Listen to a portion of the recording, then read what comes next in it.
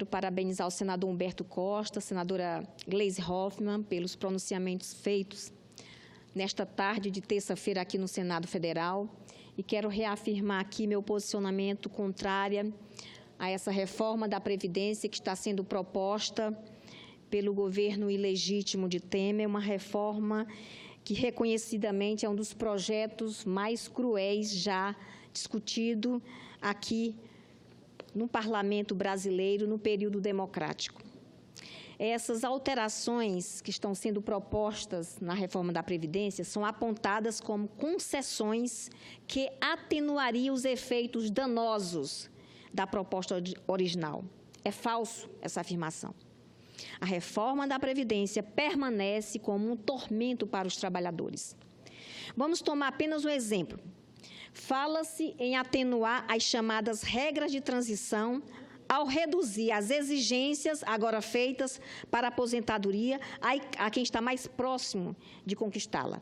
Na verdade, ao se mudar esta regra, também se baixam os benefícios dos que deixarem o trabalho ativo.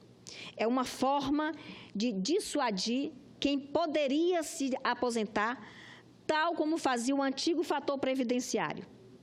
Além de não serem significativas as mudanças propostas, sinalizam apenas um recuo político desesperado para acelerar a aprovação desta reforma da Previdência, tão cruel para o povo brasileiro.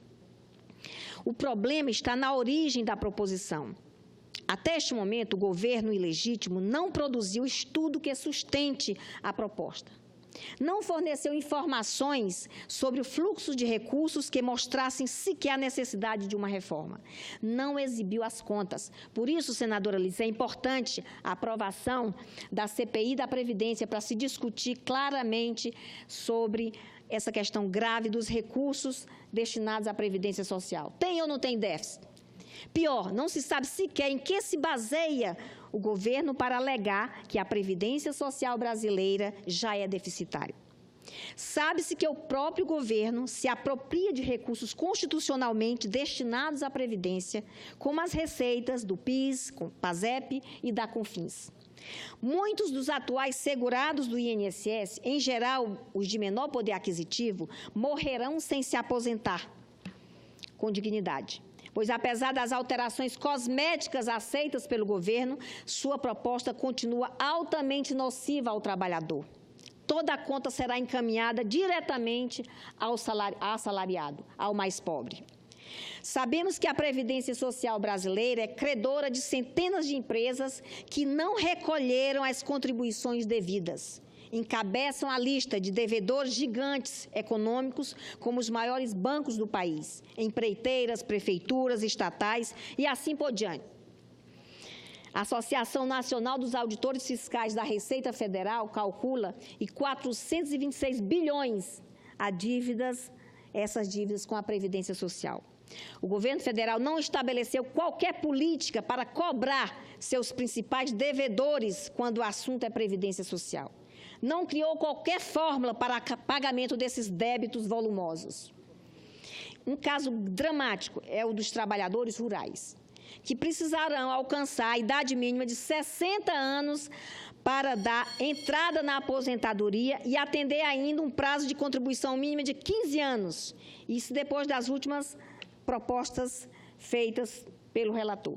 Todo mundo sabe que o trabalhador rural não reúne condições de contribuir para a Previdência. Muitos deles não contam com renda mensal que garanta a sua subsistência, o que leva à dificuldade óbvia de conseguir atingir esses 15 anos mínimos de contribuição, já que não poderão pagar o INSS todo mês.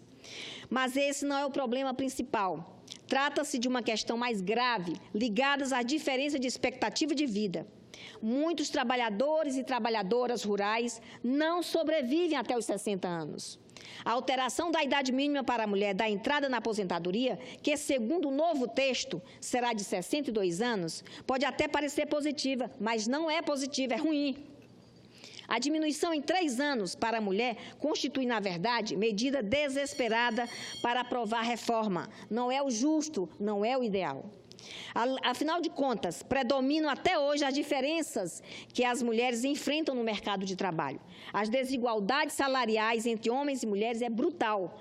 Também persiste a dupla e a tripla jornada que as mulheres enfrentam diariamente para cuidar da família, para cuidar dos filhos. Outra injustiça é a proposta do governo federal para o benefício da prestação continuada, o BPC, o benefício assistencial dirigido aos idosos e deficientes em condições de extrema pobreza. De acordo com o novo texto apresentado, terá direito ao benefício apenas aqueles que atingirem 68 anos de idade e que têm renda familiar de até 25% do salário mínimo por pessoa. Um absurdo, uma crueldade. Dá para constatar, nesse caso, que a equipe do governo ilegítimo de Temer não fez qualquer estudo sobre o idoso e o deficiente no país. Estabeleceu uma idade de 68 anos para que estas pessoas tenham acesso a um benefício que tem o valor do salário mínimo é desumano. Como estas pessoas em situação de vulnerabilidade vão sobreviver? O que vão comer? O que vão vestir? E se precisarem comprar um remédio? Como vai ser a vida dessas pessoas? À última hora, ainda se incluiu uma maldade adicional ao texto.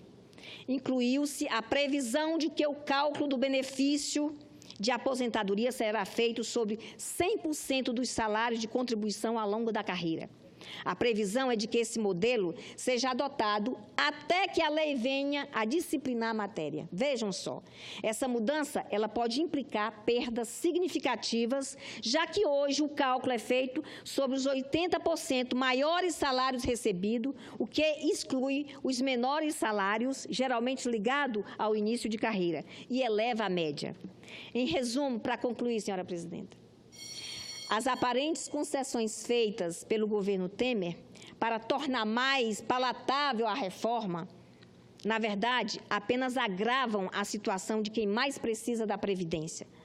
É cruel com as mulheres, é cruel com os idosos, é cruel com os jovens, é cruel principalmente com os mais pobres desse país. Temos de derrubar esse projeto. Esse projeto não pode ser aprovado. Era isso, senhora presidenta. Muito obrigada.